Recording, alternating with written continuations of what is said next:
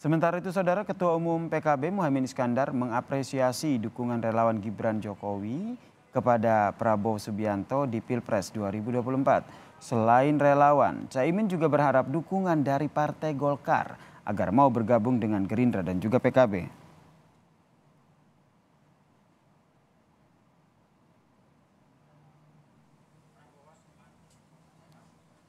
Terkait pertemuan kemarin. Oh bagus, kita senang Pak Prabowo dapat dukungan dari relawan.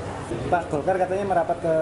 Ya, kita berharap Golkar bisa menjadi 3 pilar koalisi Gerindra, PKB, Golkar. Tapi kapan itu ya kita tunggu Golkar.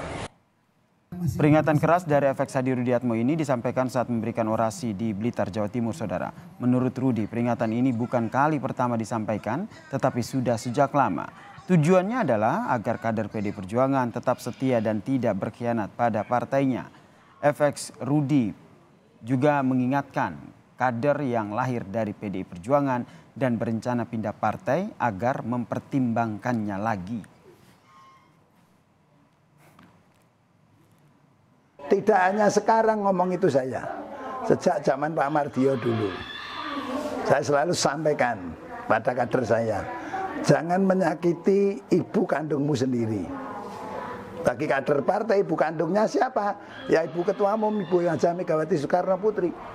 Kalau sampai kamu menyakiti, apalagi mengkhianati, Tuhan pasti akan memberikan kutukan pada yang berkhianat terhadap Ibu Haja Megawati Soekarno Putri. Apalagi kader-kader partai yang merasa lahir dari rahim PDI Perjuangan, apabila mau pindah partai dan lain sebagainya, tolong dipikir dulu.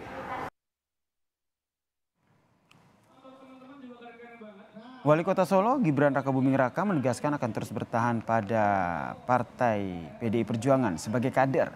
Hal ini disampaikan Gibran setelah beredar isu kepindahannya ke partai lain seperti Gerindra. Sementara itu terkait dengan dukungan pada Prabowo, menurut Gibran hal tersebut adalah hak relawan, bukan sikapnya. Nah, kenapa pindah? PDI Perjuangan itu partai yang membesarkan saya, yang sudah menerima saya, mendidik saya, menyekolahkan saya.